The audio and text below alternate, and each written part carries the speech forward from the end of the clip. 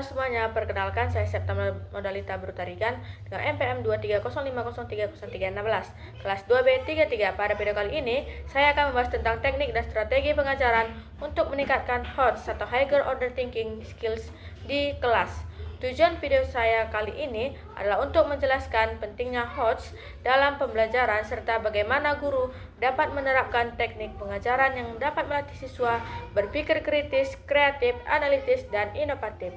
HOTS atau Higher Order Thinking Skill merupakan kemampuan berpikir tingkat tinggi yang mencakup kemampuan menganalisis, mengevaluasi, dan mencipta.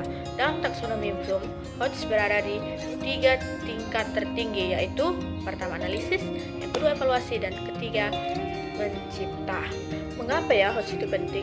Nah, HOTS itu penting karena dalam dunia pendidikan modern ini, siswa tidak hanya perlu menghafal informasi, tetapi juga memahami, mengolah, dan menerapkan pengetahuan untuk memecahkan suatu permasalahan nyata.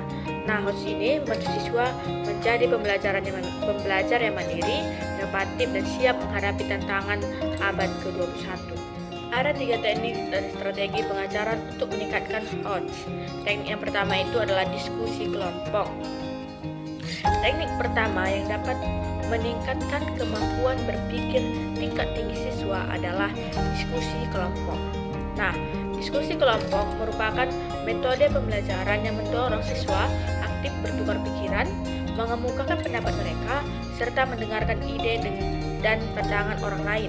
Nah, melalui proses ini, siswa tidak hanya belajar memahami materi, tetapi juga belajar bagaimana cara menilai, membandingkan, dan menyimpulkan suatu informasi secara logis. Nah, diskusi kelompok membantu siswa untuk mengembangkan kemampuan berpikir kritis dan analitis, karena mereka diajak untuk mempertanyakan alasan di balik suatu konsep ataupun fenomena. Selain itu, kegiatan ini juga menumbuhkan sikap saling menghargai, bekerja sama, dan juga berpikir terbuka terhadap perbedaan pendapat. Nah, contoh penerapannya misalnya dalam pembelajaran IPA dengan topik perubahan wujud zat. Nah, guru membagi siswa menjadi beberapa kelompok kecil. Setiap kelompok diberi pertanyaan seperti mengapa ya es bisa mencair? Nah, dan selanjutnya apa ya yang menyebabkan air buah menjadi uap? Siswa kemudian diminta mendiskusikan proses pembelajaran tersebut dengan menggunakan pengetahuan dan juga pengalaman mereka masing-masing. Setelah itu, mereka masing-masing kelompok akan memaparkan hasil diskusi beserta alasan logisnya di depan kelas. Melalui kegiatan ini, siswa tidak hanya memahami konsep ilmiahnya saja, tetapi juga terlatih mengemukakan argumen, menarik kesimpulan, dan mengaitkan teori dengan kehidupan mereka sehari-hari. Nah, dan yang kedua itu adalah problem based learning atau disebut juga PBL, pembelajaran berbasis masalah. Dalam pendekatan ini, guru tidak langsung memberikan jawaban, melainkan dia menghadirkan situasi masalah nyata yang dapat menantang siswa untuk berpikir kritis. Siswa didorong untuk mengidentifikasi masalah, mencari informasi, dan menemukan solusi berdasarkan penalaran mereka sendiri. Nah, contoh penerapannya pada mata pelajaran IPS, guru menampilkan misalnya kasus tentang banjir di lingkungan sekitarnya. Nah, siswa diminta untuk mencari penyebab banjir, dampaknya bagi masyarakat, dan solusi yang dapat dilakukan untuk mengatasi masalah banjir tersebut.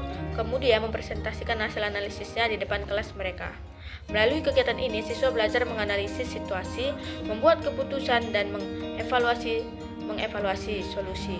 Teknik yang ketiga adalah Project Based Learning atau VCBL, atau dapat juga disebut pembelajaran berbasis proyek. Dalam strategi ini, siswa tidak hanya belajar tentang teori, tetapi juga melakukan sesuatu yang nyata sebagai bentuk penerapan pengetahuan mereka.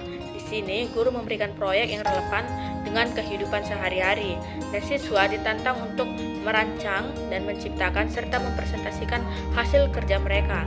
Contoh penerapannya dalam pelajaran bahasa Indonesia misalnya, guru memberikan proyek membuat sebuah majalah digital bertema lingkungan sekolah bersih dan hijau.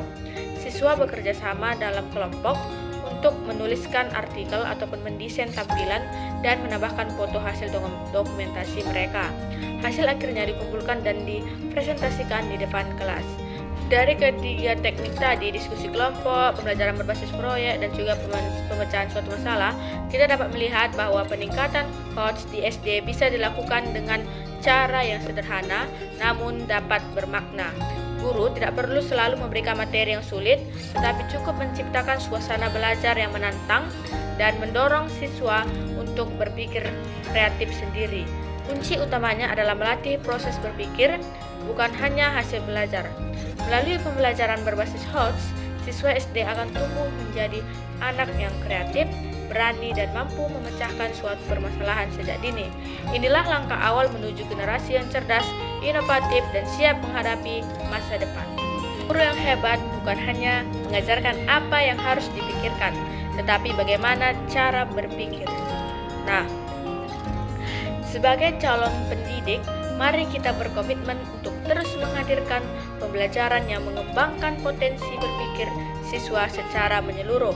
Penerapan teknik dan strategi pengajaran yang berorientasi pada HOTS tidak hanya membuat siswa cerdas secara akademik saja, tetapi juga cerdas menghadapi kehidupan. Terima kasih sudah menonton video saya. Kiranya penjelasan saya dapat bermanfaat bagi kita semua. Jangan lupa di like, share, komen, dan subscribe untuk terus belajar bersama.